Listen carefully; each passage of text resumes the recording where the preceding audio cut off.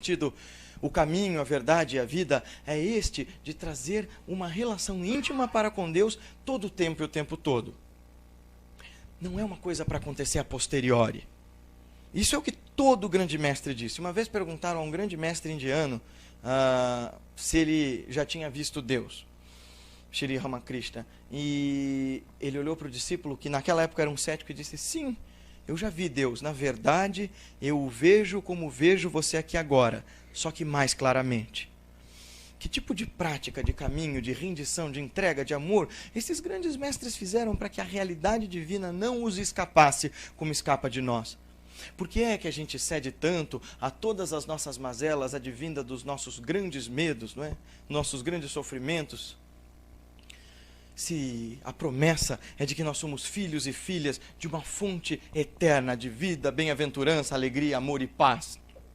Como é que a gente encontra esse caminho íntimo para com Jesus todo o tempo e o tempo todo, se a gente só fala dele da boca para fora? Eu não sei vocês, mas me irrita quando as pessoas começam a falar muito, muito, muito o nome de Jesus. Porque onde fala-se demais, pratica-se de menos. Falou o cara que está falando, tagarelando, que nem um maluco até agora. Mas o que eu estou querendo dizer com isso é quando você repete uma ideia sem parar, talvez você esteja ecoando essa ideia para ver se ela gruda aí na tua cabeça porque você não conseguiu praticá-la ainda. A gente tem que parar um pouco de praticar as religiões da hipocrisia e tentar acessar um estado de lucidez que nos leve à prática dessa religião que acontece dentro de cada religião, que é a religião do amor, da razão, da ação correta e da união perfeita.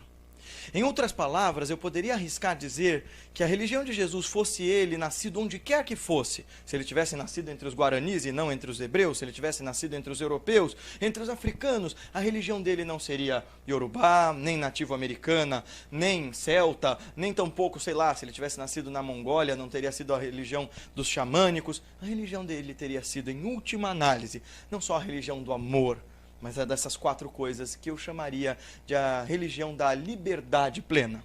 Liberdade que implica responsabilidade, liberdade que implica amor, liberdade que implica lucidez. Implica lucidez? É, porque nós todos somos um pouquinho esquisos. Todo grande psicólogo e psicanalista sempre disse isso. Todo mundo delira um pouquinho, não é verdade? Isso de alguma forma, em alguma medida, é até saudável. O problema é que hoje em dia a gente está delirando demais. E a gente está demonizando demais, e a gente está atacando demais. O outro é sempre o antagonista, promovedor de todas as minhas misérias. Bem, se a lucidez plena é o que se pretende desenvolver com a religião perfeita, essa lucidez me leva a crer e perceber que o único responsável e culpado pela minha falsa identificação com os problemas que geram os meus sofrimentos não é nenhum outro, senão eu mesmo. E este eu mesmo também, se é o responsável, causador dos meus sofrimentos, tem dentro de si mecanismos, órgãos de percepção e faculdades potenciais para resolver esses problemas. Claro, a ajuda é fundamental, a nutrição comum é fundamental. Mas a gente tem aí dentro de nós a condição de dar o primeiro passo. E isso é tudo o que Jesus exigia de nós, não é? Ele pedia fé, só isso. Se tendes fé, ser curado. Ora, o que ele estava pedindo de nós é: dá o primeiro passo, levanta daí, faz um esforço.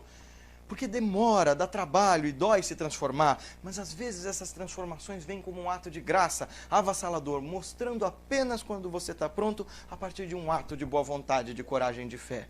Lucidez é, portanto, necessária. A religião da liberdade perfeita implica responsabilidade, porque na medida em que eu sou absolutamente livre, eu só faço aquilo que pela liberdade e lucidez é o mais correto. Eu entendo a asserção de São Paulo quando diz que tudo me é lícito, mas nem tudo me convém. E eu entendo que, embora São Paulo era um pouco trágico, né, dizendo para nós que o mal que não desejo fazer, o bem que desejo fazer, este não faço, mas o mal que desejo fazer, este eu faço. Todos nós agimos assim, mas há uma potência em nós, e enquanto espíritas é fundamental que lembremos, uma potência de perfeição, uma potência para que, de pouco em pouco, esse contraste de luz e trevas que nós somos, comece a dar as trevas dar mais lugar à luz até que as trevas se extirpem. E isso é esse religar completo, essa religião perfeita que ele nos ofereceu e nos disse: olha, está aí dentro de você.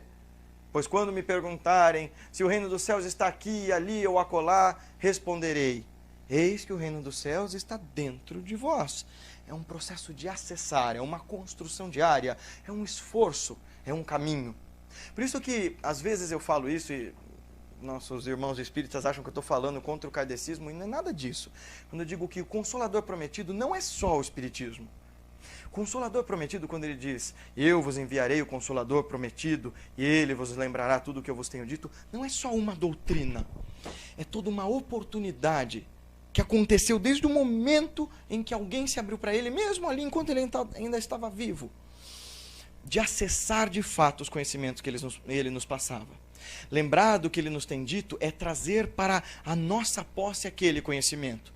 Tem uma teoria legal que eu aprendi com o meu mestre que diz o seguinte: quando um conhecimento verdadeiro se torna teu, não é porque você ouviu, nem porque você entendeu e nem porque você está repetindo. Isto é, quando você de fato aprende algo verdadeiro e importante, a mensagem do Consolador, a mensagem do Cristo, a religião que nos torna diferentes e que de fato nos transforma e não só nos deixa nesse blá blá blá miserável que a gente só sabe fazer na internet o dia inteiro.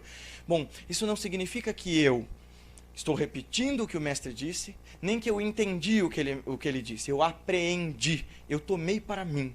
Isso causa, psicologicamente falando, um processo de transformação em nós em que o que eu sei não é nem o que está escrito, nem o que eu entendi, mas uma terceira coisa, é uma coisa nova que nasceu em mim. Daí ele fala, não é, que ele é a verdade sempre viva, é tornar-se a eterna novidade, é se reencantar-se com a vida, é reencantar-se com o mundo, é reapaixonar-se pelo viver num viver que vale a pena. É transformar o ensinamento dele numa verdade minha. E como é que eu transformo um ensinamento numa verdade minha? Realizando ela como ato, palavra e pensamento. Algo que me torne tão natural que eu não precise pensar para fazer. Assim como nos é natural falar português. Eu não preciso pensar eu não preciso pensar para falar em português, eu não preciso fazer força para pensar em português. Isso nos é natural porque nós fomos condicionados assim. O que Jesus quer que a gente faça é nos descongestionar e nos descondicionar. Nos descongestionar porque nós estamos todos entupidos e entalados pelas nossas próprias certezas, vaidades, ego, melindres, mágoas, ressentimentos. E nos descondicionar porque todos nós fomos ensinados a achar que somos o centro do universo e que em nós está toda a certeza e que nós somos grandes e maravilhosos heróis e aqueles que nos antagonizam são terríveis vilões. O que ele nos quer fazer é perceber que não existe separação. A religião perfeita e a religião de Jesus é aquela que abstém-se das separações. Não é mais o outro e eu.